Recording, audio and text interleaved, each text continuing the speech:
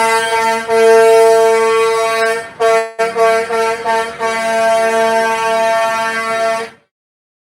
right, welcome back. So this is part 2 of why anxiety and depression is so huge in America. So at the end of the last video, I talked about how after the 60s and the 70s, or after the 50s and we go into the 60s, we start to see this social justice aspect come into play. But I want to stay on the 50s for a second so I could do this smooth transition. So we come out of the 50s. There's been the creation of the middle class. So now you have this class of people who they're not rich, but they're definitely not poor. You know what I'm saying? So what does that create? The kids grow up, right? Those kids, the little boy and the little girl who had the perfect way of growing up, you know what I'm saying? The kids grow up, and because their parents have worked hard, because their dad has worked hard and he's attained some form of wealth, you know, it's not wealthiness, but he's attained wealth. Now they can send their kids to universities, to schools. Whereas before, that was something that was for rich kids. Rich kids went to school and got an education, and that's why the rich stay rich and the poor stay poor. But now, kids who grew up can go to college. So they go off to college, right? And that's around the same time that we get the era of social justice. Why is this? Because the only reason I can make this video is because I just said it to you. I was writing reports for a history class, and I was reading this information, and now, because they say that information is dangerous when put in the right hands, because you can look at it for yourself, see the facts, and not only can you see the facts, but you can make speculations. You see patterns, and it becomes clear to you what was going on. So these kids who grew up in these houses, right, in the 50s where conformity was a thing, the TV may have shown it to be a happy home, but 9 times out of 10 it wasn't. This is the era where domestic abuse in households became really bad. Why? Because I may not be poor, you know what I'm saying? But it costs money to maintain this form of living. It costs money to have that car outside. It costs money to pay a mortgage on this house. You know what I'm saying? Because this wasn't just stuff that they just gave out. This is where financing became a thing. This is where now you're paying car notes and you're paying mortgages. So it's nice at first. Look at this house, look at this car, look at my cool job, but you have to work that job for the rest of your life. You know what I'm saying? And you have to work hard if you want to maintain this status of living. So the proletariat got better, but it didn't go away. The rich people are still rich and they don't work as much, and the middle class is still working really hard to have the stuff that they're working. They may not be doing backbreaking work, it may not be physical anymore, but it's long hours, it's stress, it's men coming home to bills, you know what I'm saying? And then on top of that, the women, if you remember, if you watch The Help, you know, it's just my best example. I wish I had the time to just sit here and explain it, but how it was in The Help, these women stayed home all day, but they weren't happy. Why? Because I'm trapped in a house. And not only am I trapped in a house, but I'm trapped in a house working all day to maintain some image that's unattainable, because that is not the reality of the place that I'm staying in, okay? And so these women are getting beat. They're not happy. These kids are watching it happen. By the way, the kids don't disappear when things get tough between a married couple. They're right there watching this. So when these kids grow up and they go to college, they know you could play whatever you want to play on TV. That wasn't my life. You know what I'm saying? So they get to college, and now we get the generation of social reform, because the same way that it is for this generation, this is why history repeats itself. History doesn't just dry repeat itself. It's because as it happens in individual lives with God, it happens in greater society. A problem that is not fixed will recur until it is. You know what I'm saying? So the same way that we're so woke, those kids who came out of the 50s, who came out of conformity, and they were working class children who went to college, they were the same exact way, where they were finding out the way that the country was, and they had a problem with it. And boy, this is where it gets crazy. So Vietnam, y'all. So Vietnam, I think by fact was the most publicly unsupported war in history, in United States history. Nobody supported this war, and it was because people really couldn't even figure out why we were in the war. But like I said in the last video, that was because they were fighting to stop the spread of communism, because if the proletariat got wind of the fact, they actually read the Communist Manifesto, they would realize that this is our reality and we need to do something about it, because once again, we have power in numbers. So they don't want that information to get out. So anywhere in the country where they support communism, America is dry sending troops to stop it. The same way that they did in their own country, the Red Scare. How are we going to stop communism from spreading? We're going to muscle our way through it. How are we going to stop the rest of the world from choosing communism over capitalism? We're going to go and shoot those people down and tell them that they have to do what we say.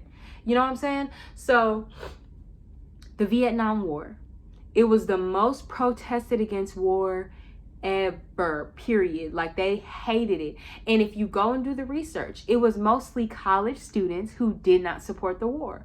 Why? Because we came from working class families. We don't get the benefits of this war that y'all are fighting.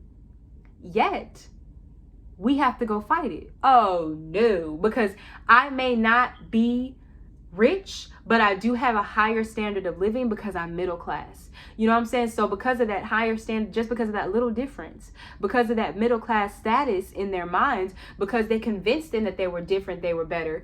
Humans believe that. So now you're going to send me to die? I'm not my parents. I'm not Pappy, who fought in World War II and did it for his country and da-da-da, just because he thinks his life is expendable because that's the life he's used to living. My life isn't expendable. So you're not going to send me across the thing, right? So I'm trying to remember. Give me a second.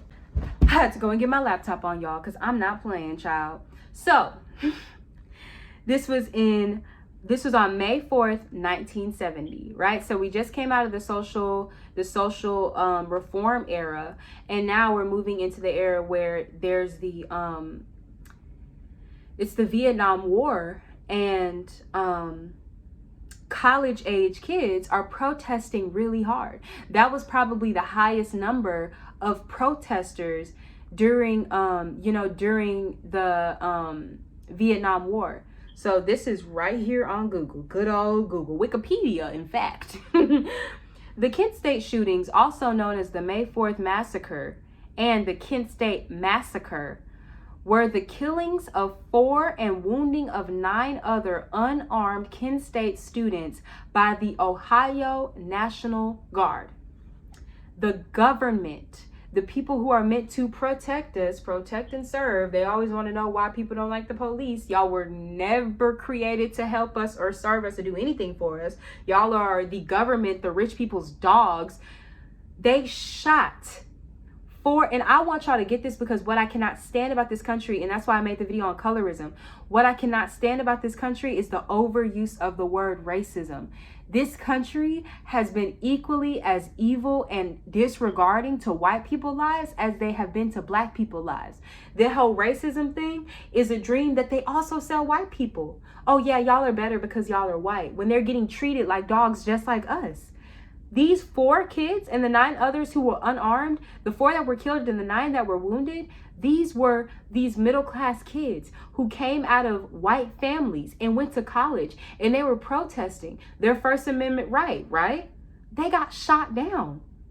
They didn't have guns. They got shot down. They killed these kids. You know what I'm saying? For protesting. And give me a second. So I can't find the exact statement for obvious reasons, like, honestly, and I hate to sound like one of those crazy people, oh yeah, the government propaganda, but like, honestly, it's not going to be that accessible. Where I saw it was in a history class, but Nixon called these students after they were shot and killed, and 9 were harmed and unarmed. They weren't armed. They didn't have any guns. These people just shot them.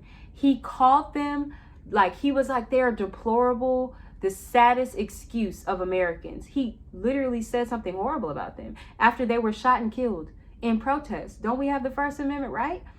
And this just confirms it, because this is on the New York Times. So they're not gonna put all that out there, but this just confirms it. May 4th, President Nixon today deplored the deaths of the 4 students at Kent State University and said, the deaths of these 4 students, should remind us all once again that when dissent turns to violence, it invites tragedy.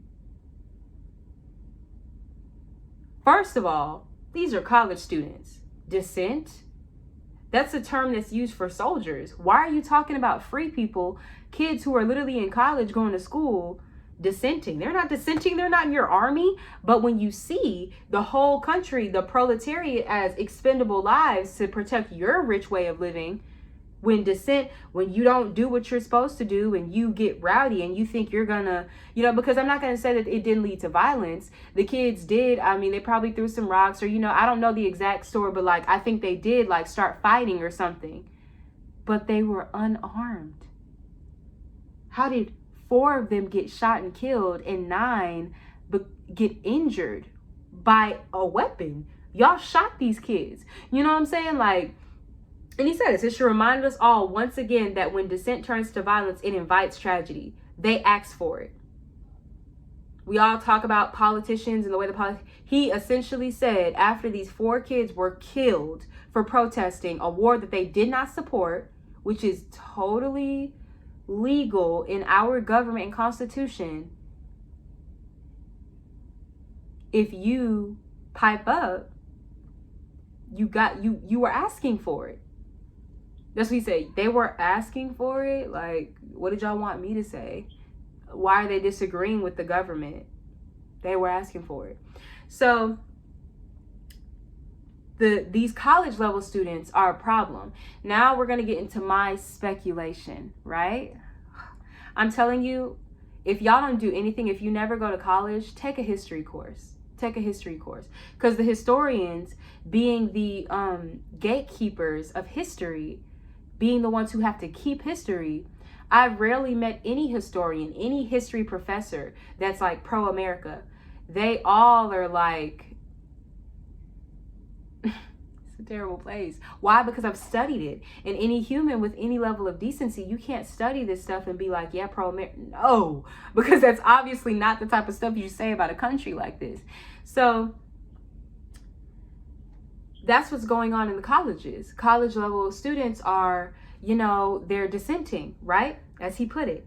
So how do we change this? Well, how did we keep them from dissenting in the first place? We did conformity. But the kids are not like their parents. They're not just going to take our sitcoms and our Coca-Colas and just do what we say. We have to think of a new way to brainwash this specific generation that's in college. So what do? They drop a new drug. You want to look at the history? Let's talk history for real. America, when things are not going their way, they just drop a new drug. We've all been drugged and brainwashed. That's the country that we live in. I hate to, and like, I don't even hate to. I love to. This is my job. You know what I'm saying? Like, to put it in plain terms so that we can really have an understanding of what's going on in the world. Just to make it plain, when things are not going the government's way, they drug the people and then sell them an image to aspire toward, right? So they noticed that this using the TV and this creation of pop culture, it worked. And they noticed that the drugs work. So what do? They drop LSD.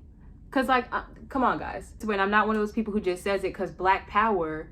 I'm one of those people who says it because I did the research and I speculated for my own self that the government definitely piped crack cocaine into the Black community.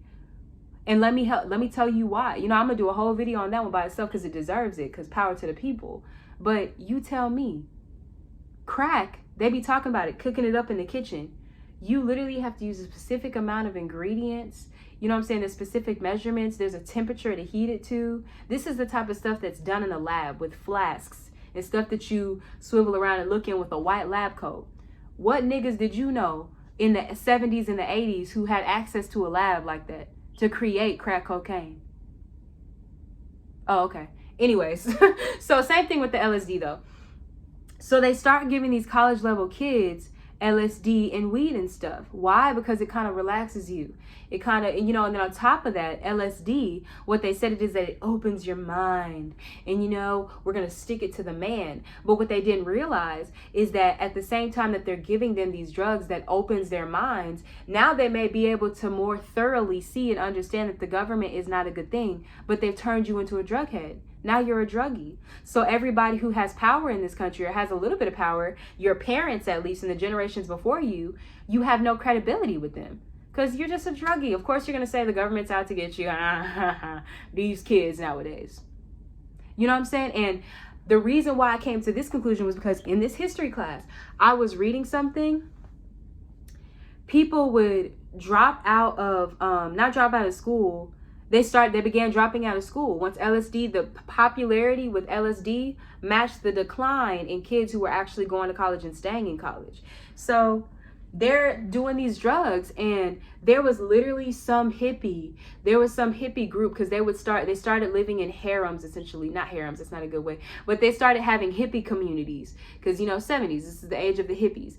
They started having hippie communities where they would all just kind of live together. Like they would just kind of, to escape reality, to escape society, which they weren't even doing it on purpose. They were so dissatisfied with the country. People were getting killed, and now they're on drugs. So they're just kind of distancing themselves from the reality of the situation. So now you have these communities. And one of the people who was running these communities and stuff, he literally encouraged them, take LSD, drop out of college, and come live with us. And you saw these hippie communities all over the country. You can go and look it up, because this is the factual part. You know what I'm saying? And so how does LSD, what does that have to do with them encouraging college level students to drop out of college? They drugged them, they opened their mind, and then they told them to drop out of college so they wouldn't have an education to back the fact that they, noticed that the country's a terrible place. And so that's how they silenced that generation. You know what I'm saying? But still, this is, and then on top of that, drugs like LSD and weed, people don't like to hear this all the time, but I used to smoke a lot of weed, so I can talk about it. And the people who don't want to hear it, y'all smoke, so y'all know it's true. These type of drugs make your anxiety worse. They mess with the chemical balances in your head. And when you're constantly taking something that puts you on a high, whenever you're not taking it or whenever you're not smoking it, it brings you to a low. So anxiety and depression just gets worse and worse and worse. And mind you, pop culture is pop culture. Volkswagen, remember how I talked about the cars, right? And how they show these images in the nuclear family, and they have the dad has a nice car and the mom stays at home. This same propaganda that used to be this perfect family turned into propaganda that supported the hippie way of living. That's why all of these vans that were colorful and painted were Volkswagens. You know what I'm saying? They created these cars. This was intentional. Who owns Volkswagen? I guarantee you it wasn't a hippie from college. So why was he supporting the hippie movement? This was all intentional. You know what I'm saying? They post, there was a Volkswagen commercial that was aimed at, hippies and stuff. Like, go buy your Volkswagen, because you're hippies and we do community stuff. And that's why you see them. They pop open. What's the image of hippie living? They pop open the back of the van and smoke comes out, and there's like 6 of them in the back of the van, just community living. And what's community living? You know what I'm saying? They're just having sex. It's so easy to distract humans. That's why, we have to be careful. And we got to talk about it like it is. It's so easy to give them drugs and tell them to have sex. That's what these upper class dogs did to give them drugs and tell them to have sex. They're kids. They'll listen to that. It's sad, but it's true. And so that's how they quiet the college level students, the white kids. Okay, boom, we got them gone, because shut up, nobody cares. You know what I'm saying? How he said it. Well, I mean, dissent that leads to violence leads to tragedy. Y'all were asking for it, we shoot you down. Shut up. We didn't ask you for your opinion. Go fight or shut up. You know what I'm saying? Like, of course, it ended up ending the war after a while, but I could even get into the propaganda within that war. There was the, if you hear about the Bay of Pigs, if you go and research that, I'm not going to get in because I don't really know much about it, but if you go and read the Bay of Pigs, the government lied about why they invaded Cuba. And not only was it just like they invaded Cuba, they kept it a secret. We live in a country that connives. You know what I'm saying? Like, people think the CIA and the FBI, they show you, and they still to this day. That's why we have NCIS. So we have NCIS Hawaii. That's why we have NCIS LA. That's why we have this TV show and that TV show all about these cops. Why? Because they're showing you an image. Oh yeah, they fight for the good. They go and they do spy missions, and it sounds really cool and it looks really fun and it makes you proud to be an American. But what is the CIA really doing? Back in the 70s, they were invading countries what's the reason? We don't even know the reason. I'm giving you a reason. It's because they didn't want the American people to get a whiff of communism and then overthrow the powers. But if you go and look it up, it's like, it's really the word ambiguous. It's really ambiguous. Why did y'all invade Cuba? And they kept it a secret. It was the CIA that did it. It wasn't like it was like a military or something. It was the CIA who invaded Cuba. They hired these people behind the scenes to do all this stuff for them. They make CIA seem like it's a government organization. It is. Why? Because the government is the people who are rich and in power. But the Bay of Pigs, go read up on it. This was during the Vietnam War, and Nixon gave some BS reason about why, oh, we did it because of this, that, and the third one. It's like, that's not even true. And everybody's seen that, you know what I'm saying? And then he got put out of office because we know the Watergate scandal at Watergate. They literally caught him breaking into another candidate's room and stealing information. Man was a crook. You know what I'm saying? But it's like everything that happens in the dark comes to the light. When you're a crook, bro. And you could do all the lying, you know what I'm saying? One of my favorite songs, Waiting on the World to Change. He says, when you own the information, you can bend it all you want. You know what I'm saying? And he was like, when you believe the stuff that's on your television, what you get is what they give is what you got. You know what I'm saying? It's because they can say what they want to say, but there's still a God. There's still order to the universe. So when you're a crook, you're a crook. So essentially it was clear that Nixon was a crook. You know what I'm saying? And this was kind of where dissatisfaction with the government began. And people started to realize, like, this isn't going how we thought it was.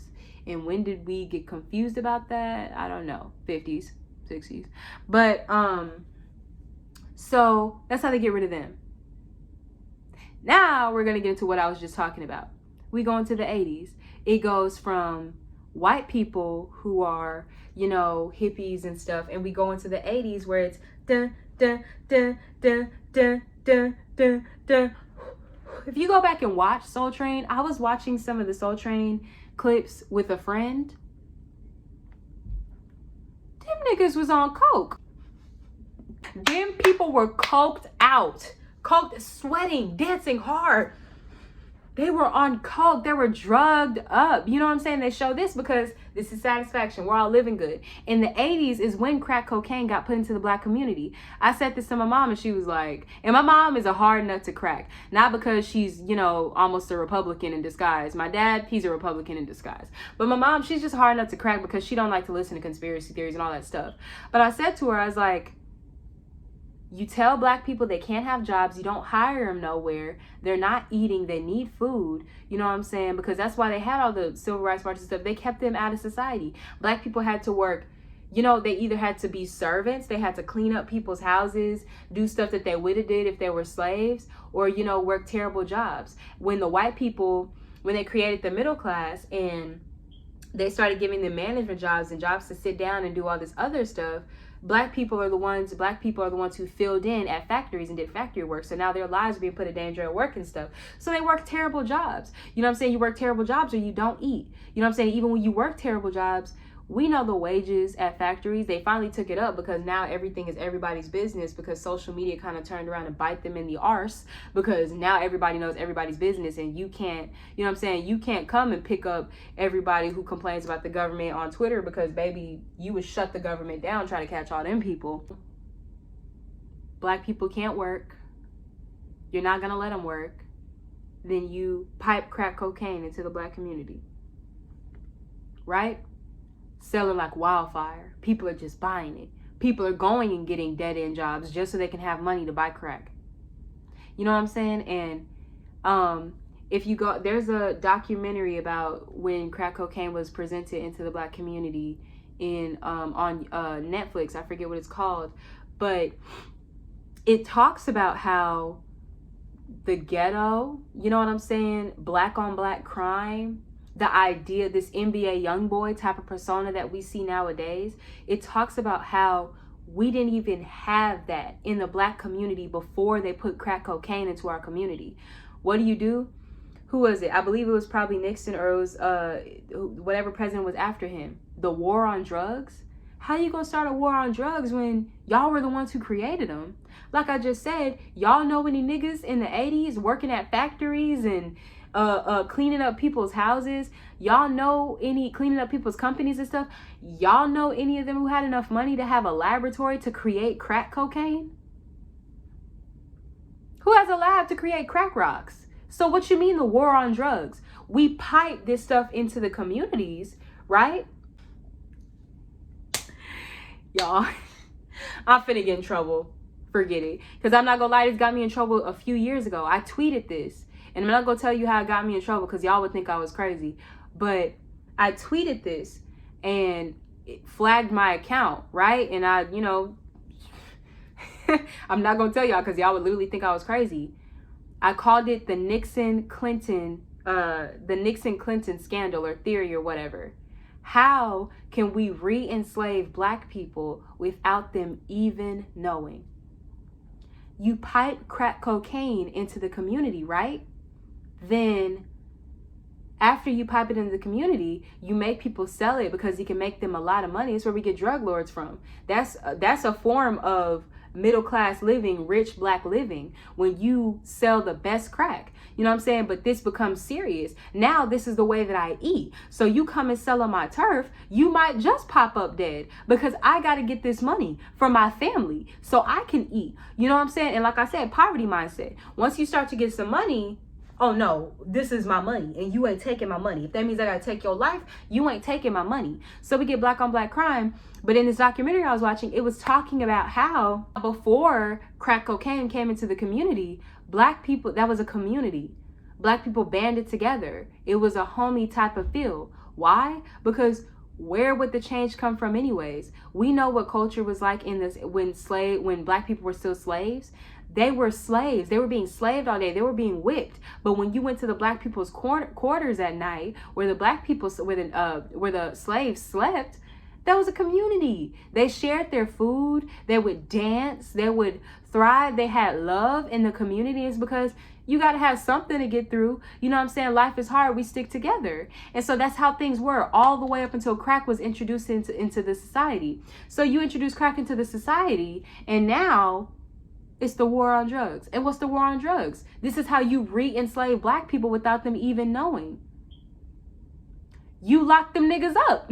You put them in a jail and throw away the key. And what was figured out just a few years ago was that there was some scandal that there was an extortion ring being ran out of the prison system.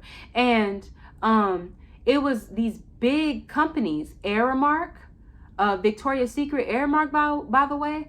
I looked up Aramark because I didn't even know what it was. They used to serve food at my school. They used to cater the food at my university. And I thought that was weird that they were mentioned in this extortion ring being ran through the prison system. I looked it up. Literally the front page of their website just says, we provide services in 17 countries. That's not 17 states. That's not 17 countries. That is world domination. That's world domination. I can't even list to you 17 countries. Seriously. And I'm not no dummy. I have a college education. I can't list to you no 17 countries. I might be able to if I sit here and tried and counted them on my fingers. But 17 countries? What are y'all doing in 17 countries? And so they were literally running an extortion ring out of prisons. How would they run an extortion ring, you say? They literally had factory setups inside of prisons. They showed videos of prisoners. You know what I'm saying? I don't know if this was like a reenactment, if this was actually from a prison, but I used to work in a factory type setting. Prisoners, boxing stuff, taping it up, moving it down the line. Why am I in jail? Is supposed to be reform. Why am I in reform taping up boxes and processing? Why am I doing processing in a prison? How do you re-enslave black people without them even knowing? Hashtag the war on drugs. So we keep going. You know what I'm saying? Then, y'all not gonna like this one. Then everybody want to be a dope boy. Everybody want to be a coke boy. Everybody want to smoke. You know what I'm saying? Now they begin to sell. They begin to glorify selling crack cocaine. And they begin to, because if you remember when rap was started, go and listen to some old rap. They're talking about how police used to do them dirty. They're talking about black power stuff.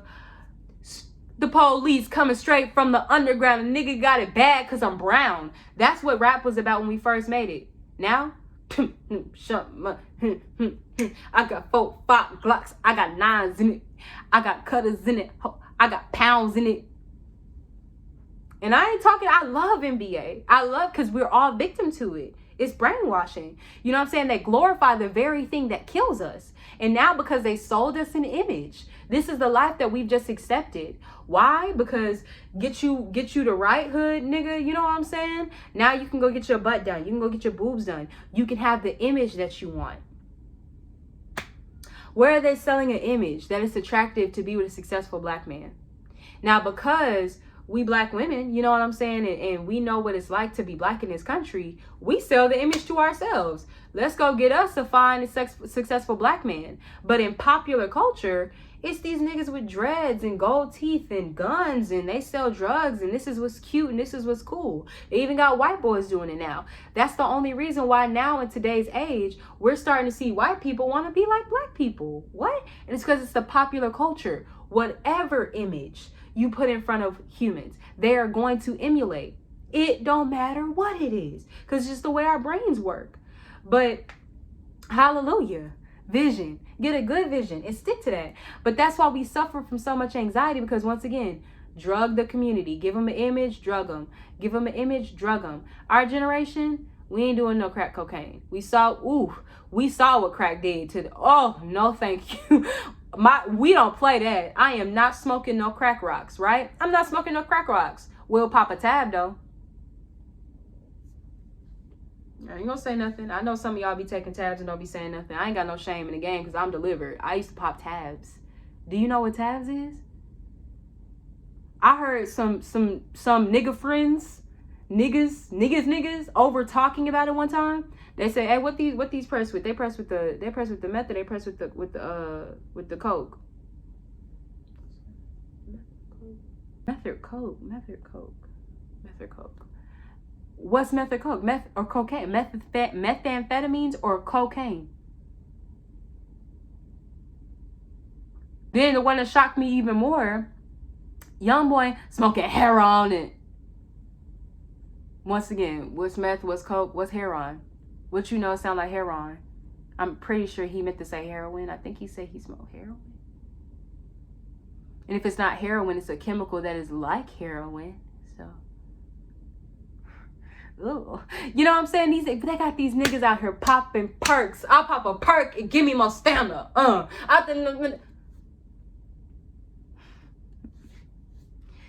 Give them an image, drug them. And then it's like they've gotten so cold at this. They've gotten so sick with this stuff that back in the 50s, it was in a soda and you ain't even really know it. You ain't even know it. Nowadays, we gonna drug y'all. Then we gonna have y'all singing about how we drugged y'all. And y'all gonna think it's cute. Whole time, the quality of living is in a steady decline. Because let's talk quality of living. They say quality of living and they talk about money. They talk about 4 walls and cute little plastic plants and beautiful paintings. Quality of living is living. What's your life like? Who's happy in this country? Who you know that's really just happy in this country? Except for people who know Jesus. Who you know it's like really has joy in this country. We talk about how rich people murder themselves every day. We talk about how they they shoot themselves in the head, hang themselves from seeing jump out of windows. That's like not even news. You know what I'm saying? When you hear about a celebrity that killed themselves, it's like, oh yeah, of course, I would too.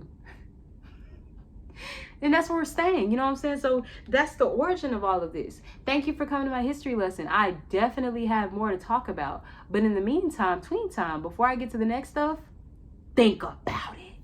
Deuces.